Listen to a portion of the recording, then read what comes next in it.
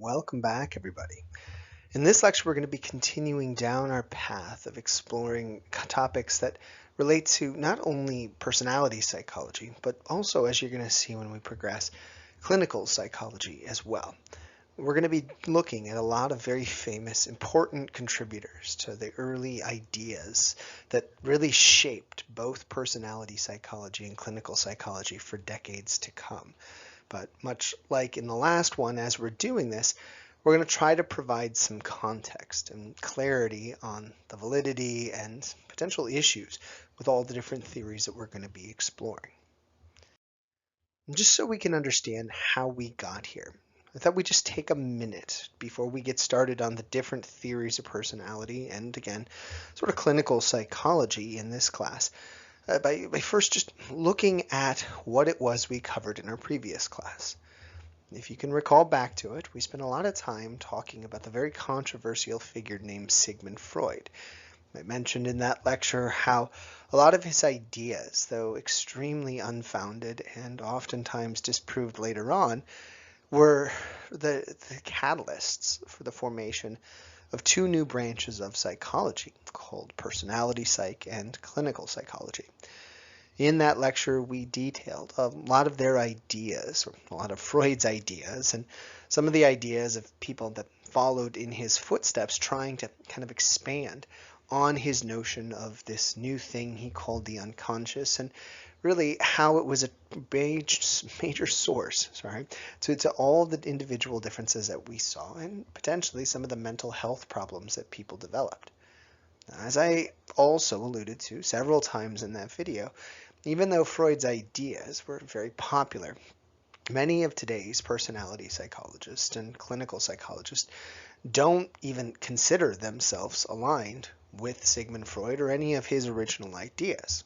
In fact, today's clinical and personality psychology looks extremely different from the early years of those approaches. So how did we get there? Well, that's again what this lecture is all about.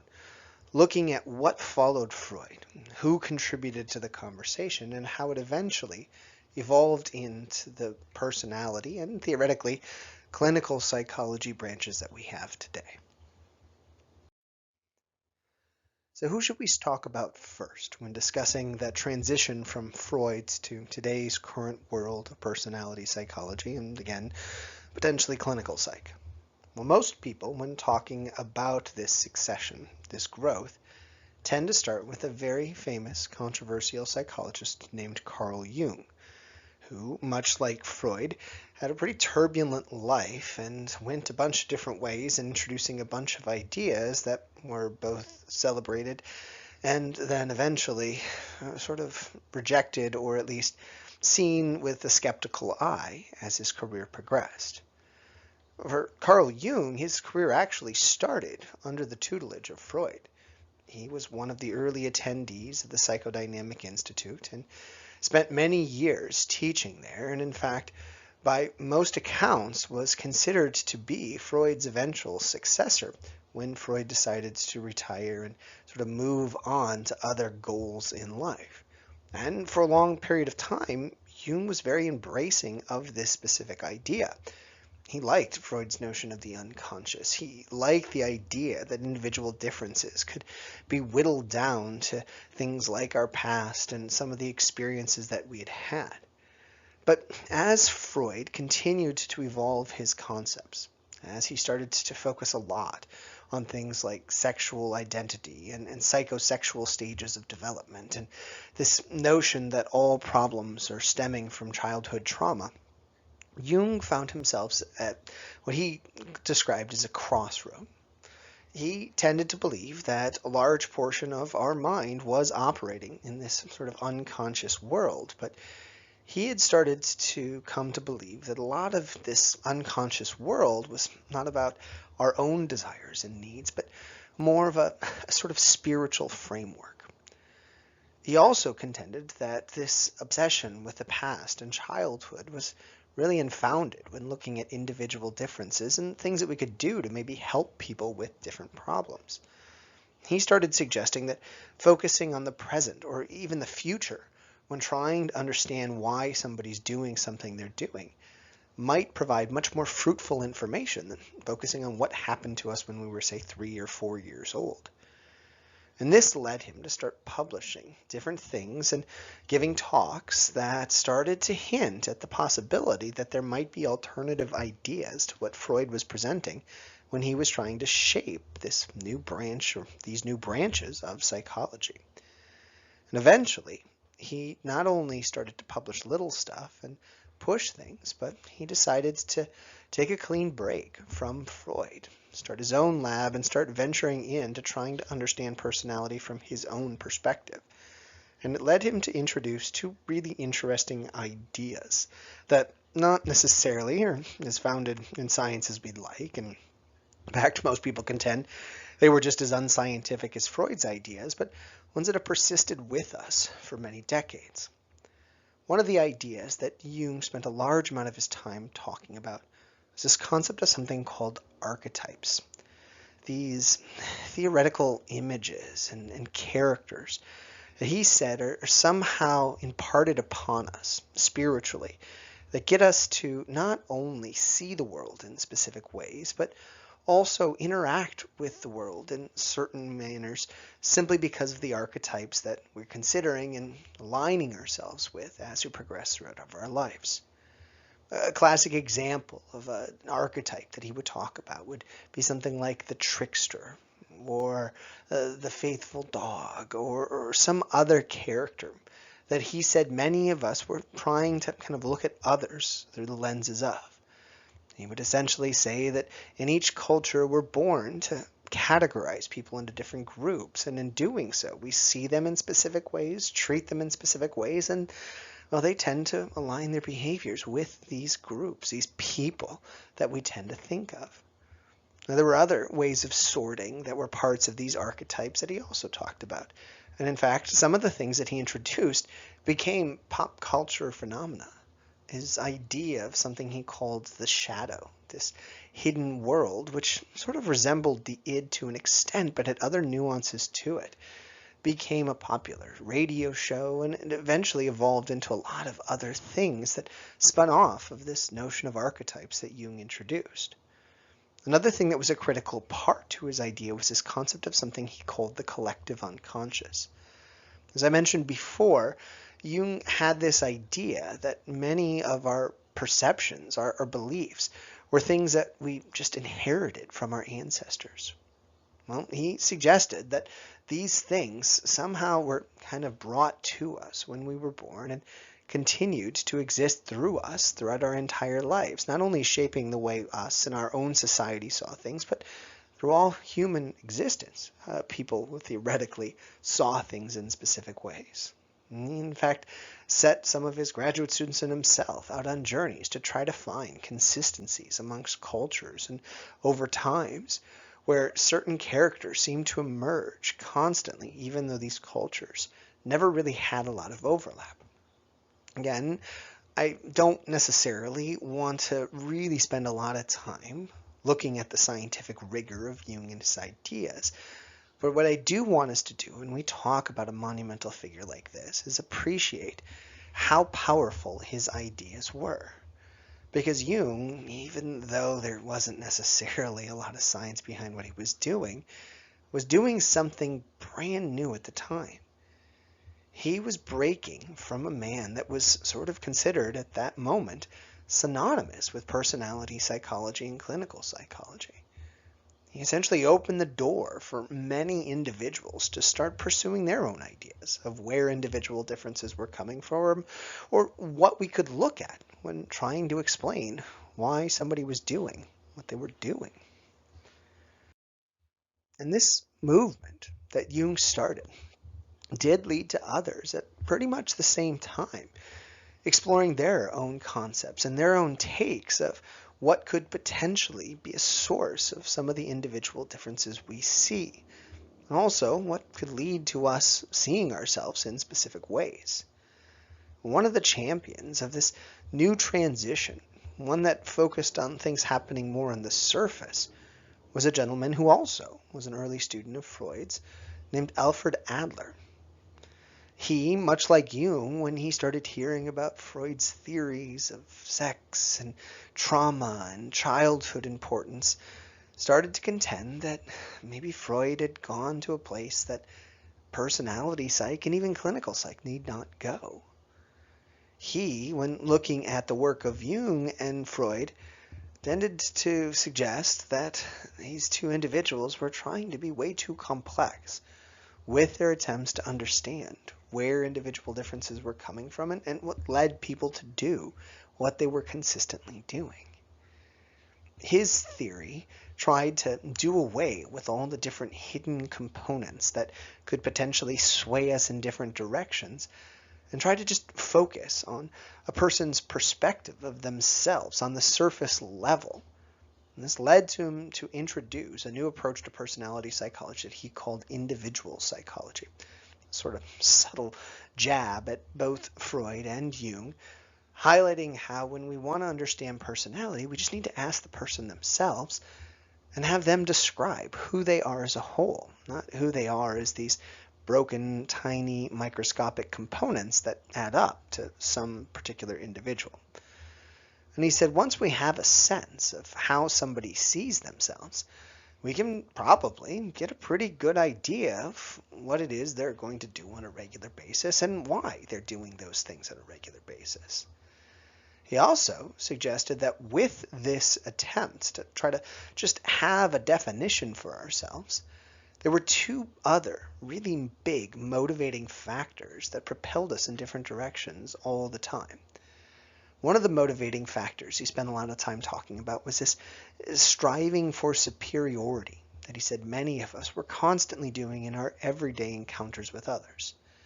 He suggested that as we were taking stock of who we were and what we were like, we were also taking stock of things that we were really good at, things that we were proud of.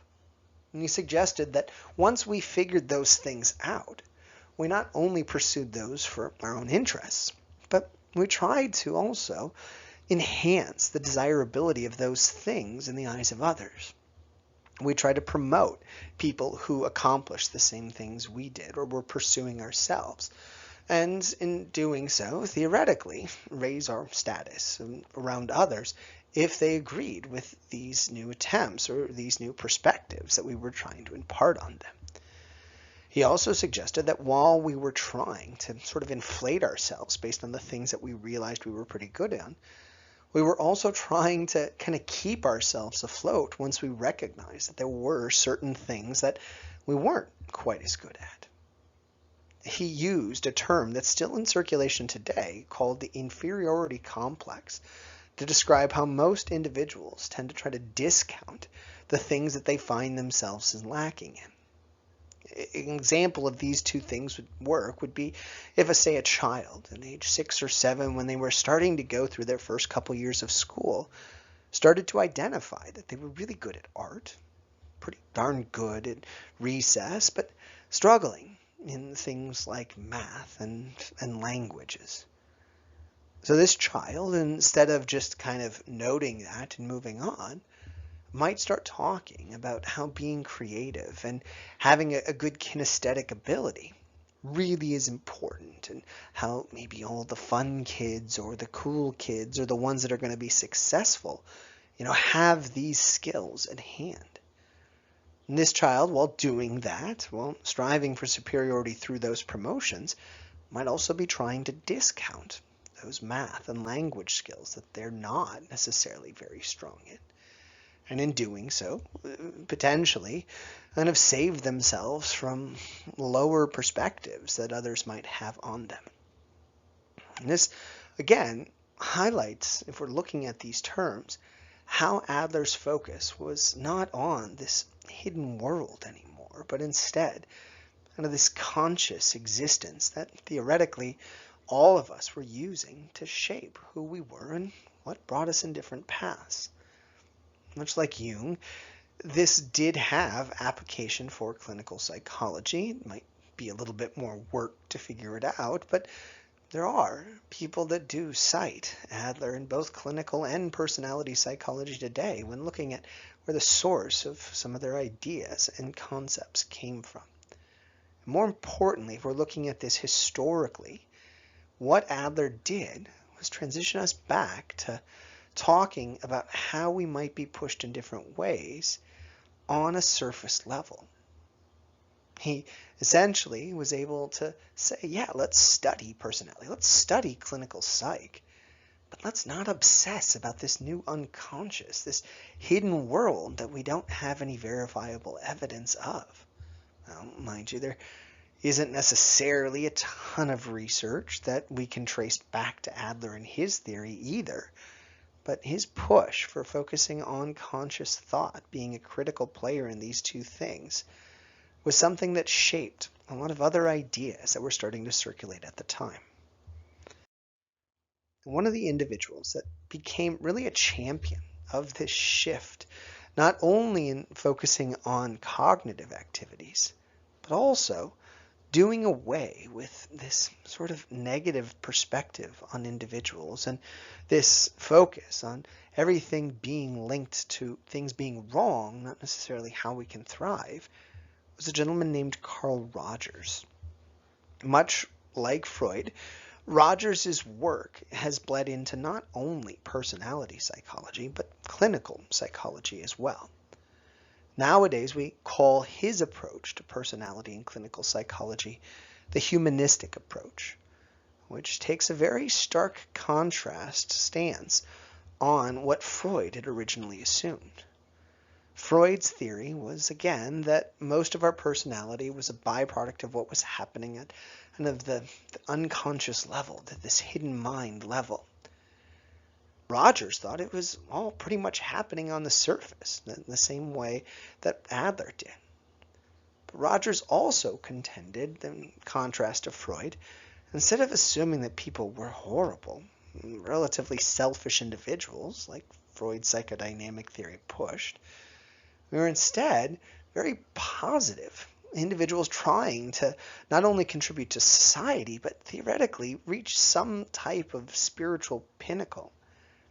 And these general assumptions were at the heart of the humanistic approach that Rogers started to promote. And it eventually led him to explore a very important topic, not only in personality psychology, but also even social psychology, called the self. The self sort of was embedded within the ideas that Adler had promoted before Rogers, but was really embraced by Rogers in his humanistic approach. He contended that not only was our personality a byproduct of the ways we defined ourselves, but our mental health issues and types of emotions we experience in different situations were a byproduct of different selves that we possess that sometimes came in contrast to each other, or sometimes even conflict with each other. He suggested that most of us create some sense of who we are at the time, and he called this the actual self. He said, in addition to having this idea of who we are, we're also constantly developing this sense of who we'd like to become, what skills we'd like to possess, what jobs we'd like to pursue, what things we'd like to have define us. And he said, as we're pursuing this ideal self, our actual self could potentially change, and our personality could change in tow. He also talked about how there's sometimes a lot of angst and sadness when people find that they're not reaching this ideal self. He also talked about other types of selves that could potentially exist, and in fact one of his students introduced a very important concept in clinical psych called the ought self that has essentially been embedded within this humanistic approach, even though it wasn't Rogers who originally conceived of it. But he also introduced, again, more than just talking about this self. He talked about other mental health avenues that we could look at, things that could really shape how people were trying to kind of understand how they fit in the world. His idea of self-efficacy, this kind of ability to recognize not only our strengths and who we were, but our chances of accomplishing something, has become a critical player in both social psych research and clinical psychology research. And his notion of self-actualization, this moment we could potentially reach that ideal self and have our actual ideal selves align, and in fact all of our other selves align, and and have become this amazing contributor to society, still exists in numerous branches of psychology, and in fact, it exists in other branches that formed from Rogers' original humanistic perspective. One of them being this positive psychology movement that's taken over lots of different areas, not only in psychology, but beyond that. And if we're looking at the real big contributions of Rogers and how he shaped the field, we have to also appreciate that Rogers didn't do this alone. As Rogers started to grow in fame, as he started to try to find ways to understand individual differences, he invited lots of others to help participate in this discovery. And one such individual that has been constantly tied to Rogers for many decades since this humanistic area took off was a gentleman named Abraham Maslow. Maslow, over his career, actually did a lot of different things. He was a key player in the development of a branch of psychology that I just alluded to earlier called positive psychology. But if we're looking for what people tend to know Maslow most about, it was probably something you saw even before getting into this class. It was his very famous hierarchy of needs, something that he argued was a really good indicator of how personality, social psychology sort of merged together when trying to understand what it was that we were doing. Maslow, much like Rogers, thought that most of us really did have different selves at play, and our attempts to align that actual self with the ideal self and kind of reach that pinnacle of self-actualization was critical. But he contended, unlike Rogers, that there were constant impediments that hit most of us on a daily basis that made reaching self-actualization very challenging. He said for us to even think about worrying about those selves and getting them aligned, we had to first meet a whole bunch of other substantial needs that could vary from moment to moment before we could work on that pinnacle. He said the first thing that all people had to take care of, and that could potentially become a part of their personality or just obsessions if those things weren't met on a regular basis at least, were these things called physiological needs. He suggested that for all of us, if we're, say, hungry or tired or thirsty or just feeling like we're not getting enough of something our body desperately needs, that becomes our obsession. That becomes the thing that we fixate on, and it would be the thing that really defines us at any given moment. But if those things are taken care of, well, then we turn our attention to other things that we could potentially need. The next being just security, safety. He suggested that many of us, after we're getting those basic physiological needs met, start to take stock of, is my health okay? Am I safe from all the things that are going on outside of me? Do I feel like I'm headed in a good direction? If those needs aren't met, they become our next fixation. If they are taken care of and we're still good on our physiological needs at the moment, well, then we can start worrying about things like friendship and romantic relationships and feeling like we have family members that care about us and are connected to us. Again, if those things aren't being met, if we feel like there are shortcomings there, this can start to be a persistent thing in our personality that starts to define us when we do have the other kind of subsidiary needs taken care of. But if we do get to a point where we feel that, we can theoretically then work on our esteem. Acknowledging, though, that if anything else pops up along the way, we find ourselves in a place where we don't feel safe or a physiological need comes up, well, then that would be the main focus of our attention for a while.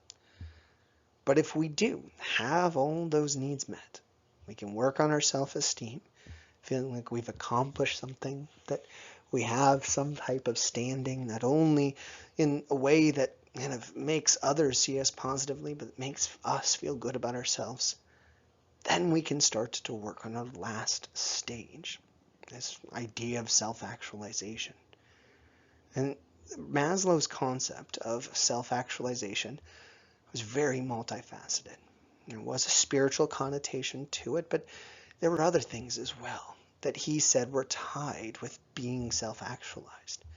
He talked about productivity, about being able to appreciate life, about having a good sense of humor, about having all of these mental skills that sort of come along with being able to reach self-actualization. And he and Rogers had published many things over the years, kind of highlighting that the value of self-actualization and the importance of it in both the personality and clinical realms. And it brought many people to this new branch of psychology, looking at it from a completely different perspective than Freud and some of his, subsequent theorists had done.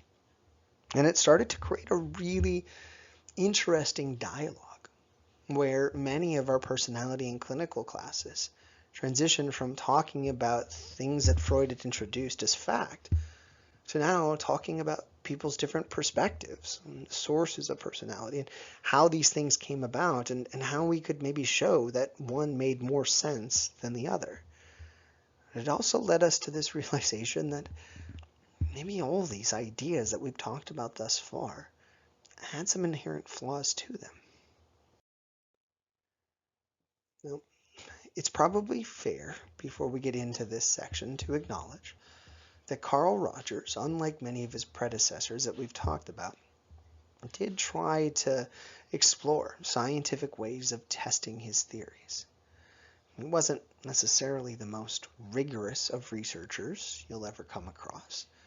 There were lots of ways that he probably could have improved upon his technique to try to verify the theoretical existence of self-actualization, or his ways of checking how important different selves were and how they kind of impacted us.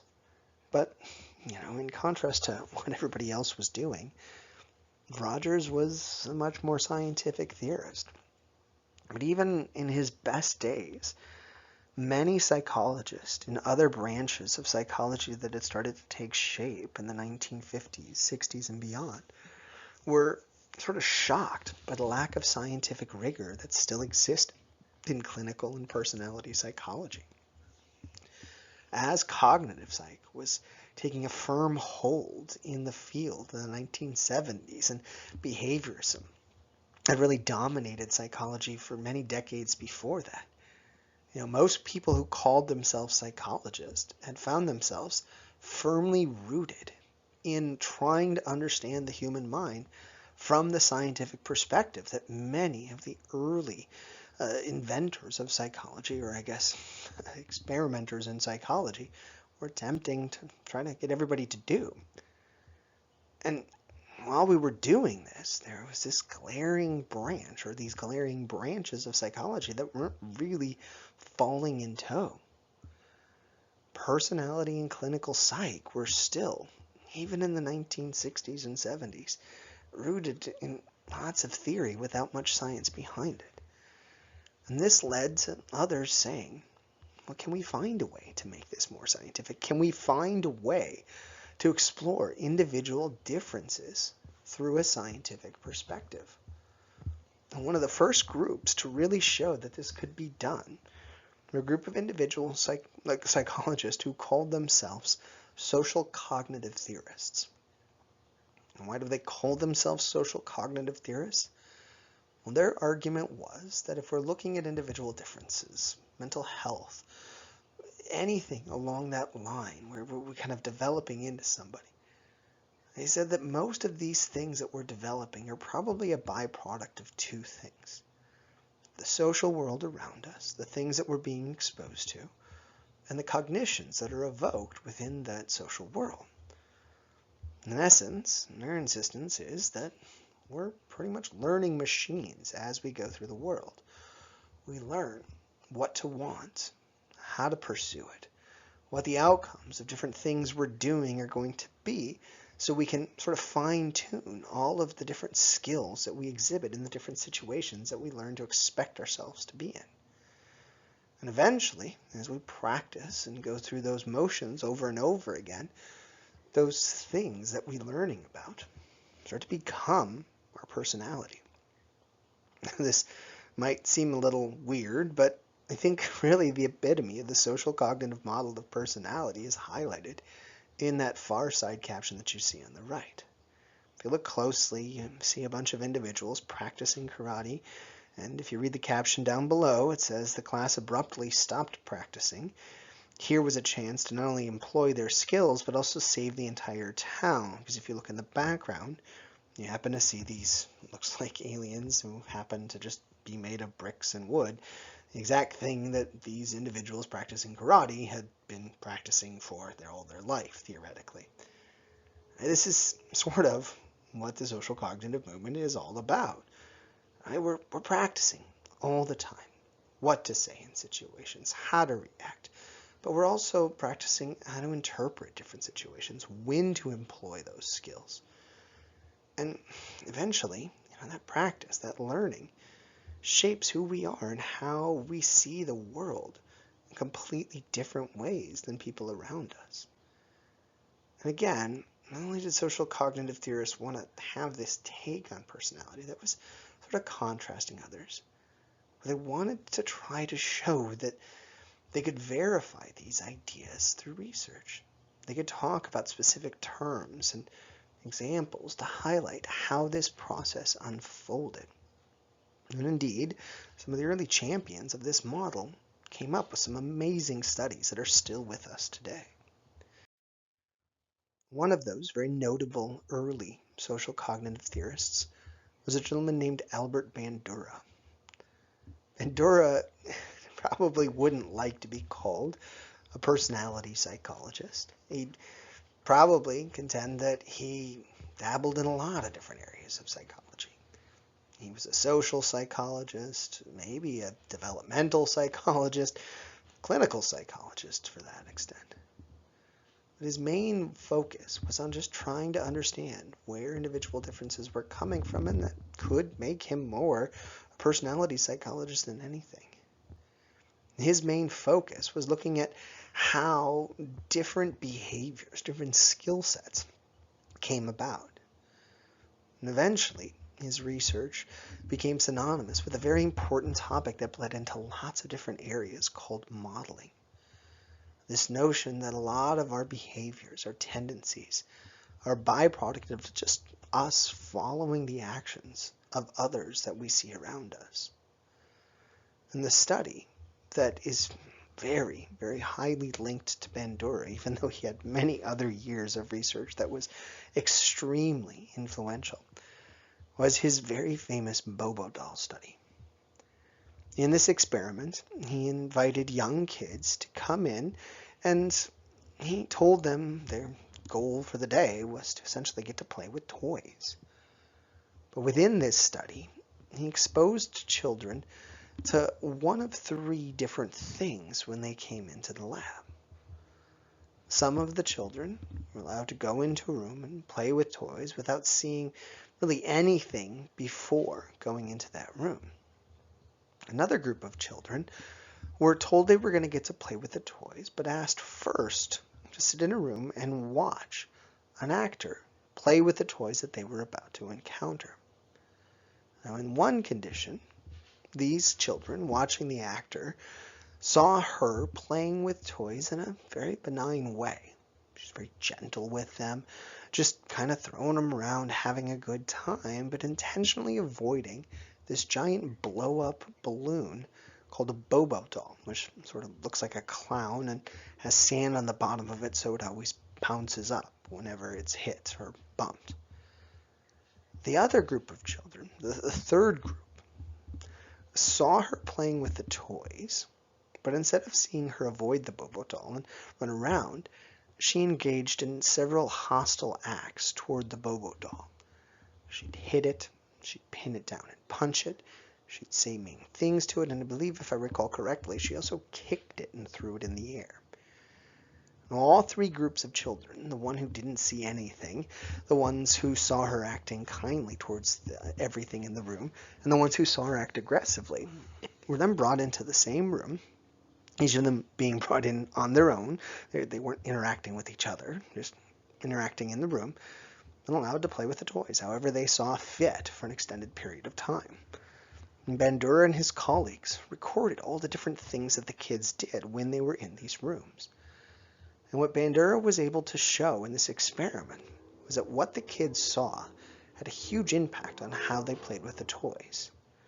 Most of the kids, in all three conditions, did play with the Bobo doll, but the ones who saw the woman acting aggressively displayed significantly more aggressive acts toward the Bobo doll and toward all the items in the room.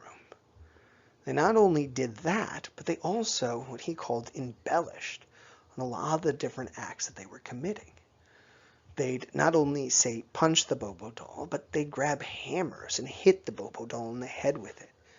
There was a video, and you can actually see an image of the video in the bottom right-hand corner, of a girl taking a big giant doll and beating this blow-up Bobo doll with the giant doll. There were other kids that grabbed guns and tried to shoot everything in the room, and essentially were significantly more violent throughout, not only toward the Bobo doll, but toward everything, if they were in the violent condition. Again, it wasn't that those in the other two conditions never did anything violently, but there was a dramatic difference consistently every time he ran these studies from the kids in the different groups. And Bandura was able to conclude from this that, obviously this was coming from what they had seen. And he also concluded from this and tried to show through other subsequent work that, if this is what kids saw on a regular basis, it was going to shift them. It was going to change them. And this brought up a pretty controversial idea. It suggested that parents needed to stop telling their kids what to do and start modeling behaviors that they wanted their kids to follow. Because if parents were, say, hitting things or yelling or screaming, it didn't matter what they were telling their kids not to do. Their kids were likely to follow those behaviors. And it started a big conversation within the field as to what was the real catalyst behind our behaviors, especially from the childhood that we experienced. Was it really those traumatic experiences, or was it what we saw others doing that led us to start to form our personality? And this work of Bandura's was paired with work of many other early social cognitive theorists. But another one that I think it's worth mentioning in this class, that's worth giving lots of acclaim to because of how brilliant he was and how many people really followed in his footsteps afterward, was a gentleman named Walter Mischel. Much like Bandura, Mischel focused a lot of his attention on childhood and perspectives and where our personality was coming from. His main focus, though, was not necessarily on the actors we were seeing, but the thoughts that we were developing in our heads as we were growing up. He suggested that in each situation, our behaviors, our things that we call personalities, were really a byproduct of just what we were seeing and, what we were deciding to do because of what we saw. He suggested in each situation we find ourselves in, we use our lens that we've developed to say, this is a situation that relates to blank, and this is the potential outcome that maybe I need to pursue or avoid or whatever. But once we decide that, that's when the actions come, and those actions are really a byproduct of what we're seeing and what we've decided we want to pursue. He called these actions that we decide to display once we've sort of made sense of a situation competencies. And he said that our competencies are what usually observers use to define our personality. But in reality, it's the thoughts, the ideas, the goals that are the critical players in our personality. My favorite example of this that I always like to talk about with my students in class is what might happen, say, if we find ourselves as an extrovert or an introvert at a party. In class, what I always ask people to do is raise their hands if they think of themselves as an extrovert. And I say, let's imagine, just for a second, that you find out there's going to be a party this evening.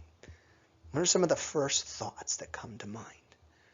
And usually extroverts talk about things like, Well, what am I going to wear? Is there going to be certain people there? Whether, when can I, well, not when can I, but will I have a chance to meet somebody? Will I have a chance to stick out? Will I have a chance to make this night memorable?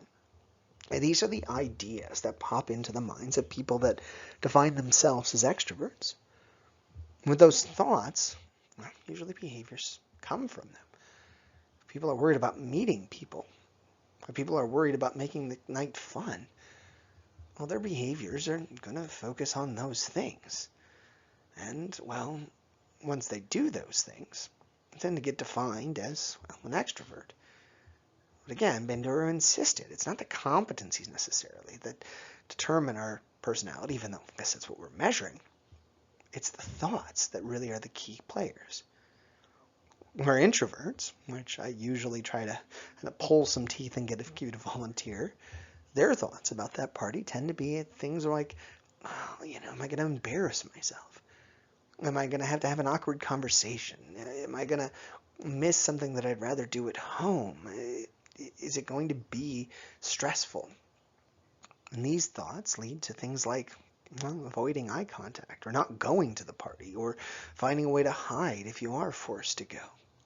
Again, we define those behaviors as indications of introversion, but again, Michelle thought it was the thoughts that mattered.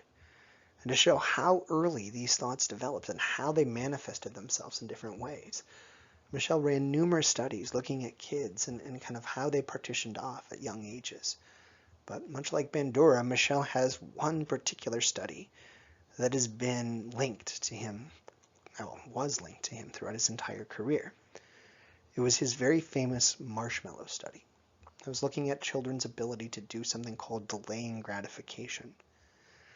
In this study, he'd place a child in front of a marshmallow, and he'd tell the child, I'm going to leave this room for a few minutes. Now, you're welcome to eat this marshmallow while I'm gone, but if you can wait just a few minutes, when I come back, I'll have a second marshmallow. And you'll get not only that second marshmallow, but the one in front of you. And if you can't wait, that's fine. You just won't get the second marshmallow that I'll come back with. And what Michelle did with those instructions was show kids of almost the exact same age were capable of displaying a wide array of different responses to that situation. Some perceived it as an impossible thing and immediately shoved the marshmallow in their mouth. Some saw it as a way to sort of get away with stuff and tried to find ways to kind of pick at the marshmallow without getting caught. Others saw it as almost a contest and sort of made it into a game for themselves. Others saw it as this painful experience as they had to persist in trying to prevent themselves from eating the marshmallow. Whatever the perspective was of these kids, he was able to show through some very cute recordings of them doing unusual things how personality was already starting to emerge in people at a young age, just by putting them in a situation that asked them to do something as simple as delayed gratification. And his suggestion was that these were the precursors to other things that were developing within us, other things that could relate to a whole bunch of different avenues of life. In fact, this delay of gratification research he expanded upon as his career progressed. He followed up with many of his early participants and showed that there was a pretty strong correlation between a kid's ability to resist that marshmallow and their ability to delay gratification later in life. He showed that many kids at that age who resist the marshmallow were pretty successful in school, pretty, well, popular with friends. And that trend had continued all the way through adolescence. It wasn't that it was 100% predictive of things. It never is for personality psychology. But it was pretty darn predictive. And it gave a lot of merit to this idea of Michelle's that our early behaviors, our early skills we're developing are really kind of coinciding with our early perspectives of the world. And those things, once they start to take shape, really do make us who we are and create all the individual differences that we see in the world. And this kind of this point where we look at the work of Mischel and Bandura. I think it's a great point to sort of end this class with. It doesn't mean we're at the finish line yet, but if we take a look back, we can see that we've advanced a lot. Right? We started with Sigmund Freud and transitioned to Carl Jung, other more theoretical people. No, not theoretical people, but people with theories, I guess, trying to understand where individual differences were coming from, either at a clinical level or a personality level.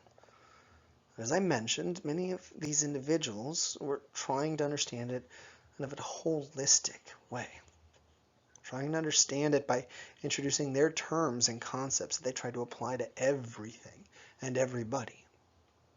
And as the field progressed, we got away from the unconscious and the spiritual and all these other worlds and focused more on the conscious level and more on thoughts and the environment and also more on research.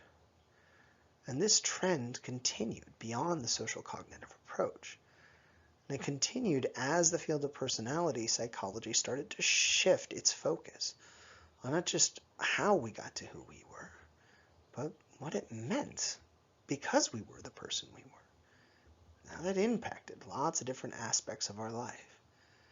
And that's what we're going to be exploring in our next lecture.